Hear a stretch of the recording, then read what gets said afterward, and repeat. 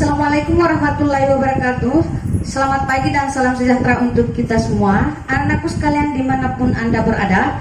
Kali ini kita ikuti mata kuliah dasar-dasar demografi dengan materi ukuran dasar demografi dan komposisi penduduk.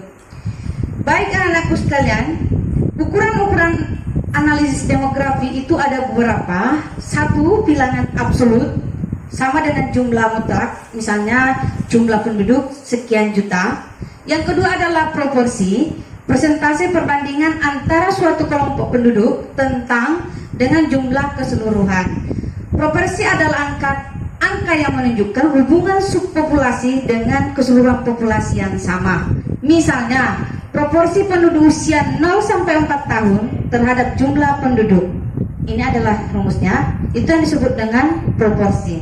Yang ketiga adalah rasio, perbandingan jumlah terhadap jumlah lainnya. Misalnya, pembilang dan penyebut merupakan kelompok yang berlainan dikalikan konstanta. Misalnya, rasio jumlah laki-laki dibagi jumlah perempuan kali 100.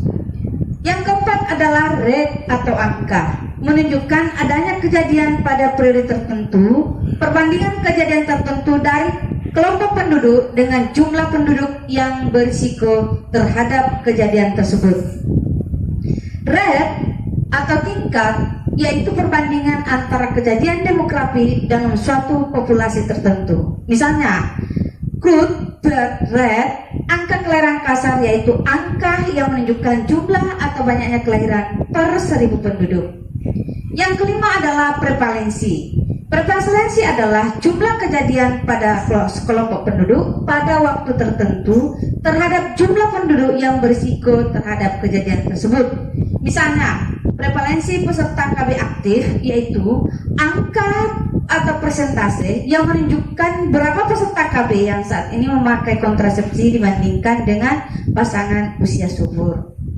Komposisi penduduk atau biasa disebut pengelompokan penduduk berdasarkan ciri-ciri tertentu seperti biologis atau umur dan jenis kelamin, sosial, pendidikan dan status perkawinan, ekonomi yaitu lapangan pekerjaan dan jenis pekerjaan, dan terakhir adalah geografis, tempat tinggal, perkotaan dan desa. Kelompok umur umumnya disebut dengan single age group dan 5 years age group. Jenis kelamin biasanya laki-laki dan perempuan. Kelompok umur untuk kebutuhan lain misalnya 0 sampai 4 tahun adalah balita, 7 sampai 12 tahun usia SD, 13 sampai 15 tahun adalah usia SLTB, 16 sampai 18 tahun usia SLTA, dan 19 sampai 24 dan 25 tahun adalah usia perguruan tinggi. Baik anak-anakku sekalian, menurut karakteristik sosial, penduduk biasanya digolongkan menjadi tingkat pendidikan, status perkawinan, dan status pekerjaannya. Kemudian kita masuk pada piramida penduduk. Piramida penduduk merupakan suatu gambaran komponen atau susunan penduduk. Piramida penduduk adalah grafik susunan penduduk menurut umur, jenis kelamin pada saat tertentu yang berbentuk piramida. Penggolongan umur dalam piramida penduduk biasanya dibagi menjadi kelompok umur 5 tahunan.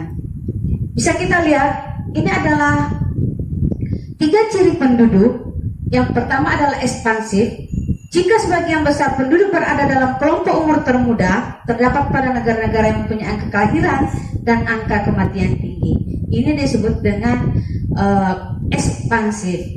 Artinya kelahiran masih sangat terlalu tinggi dan kematian juga terlalu tinggi. Yang kedua adalah konstruktif. Jika penduduk yang berada dalam kelompok umur termuda jumlahnya sedikit, jadi angka kelahiran sudah mulai menurun, terdapat pada negara-negara yang tingkat kelahirannya turun cepat dan tingkat kematiannya rendah. Ini konstruktif. Jadi biasanya di negara-negara berkembang atau negara maju seperti ini. Ya mungkin Indonesia sudah masuk seperti ini. Dan terakhir adalah stationary. Jika banyaknya penduduk dalam setiap kelompok umur hampir sama, kecuali pada kelompok umur tertentu, terdapat pada negara-negara dengan tingkat kelahiran dan tingkat kematian yang rendah. Ya ini di negara-negara maju ya. Nah, 3 kelompok umur, ya kelompok penduduk usia muda, kelompok penduduk usia produktif, dan kelompok penduduk usia lanjut. Nah, ini biasanya dalam BPS dibagi seperti ini ya. Penggolongan penduduk tua muda kelompok umur 0 sampai 14 tahun itu adalah penduduk tua itu adalah 30%, penduduk muda adalah di atas 40%. Nah, ini adalah penggolongan penduduk tua dan muda ya. Untuk kelompok umur 0 sampai 14 tahun, 15 sampai 64 tahun dan 65 tahun ke atas.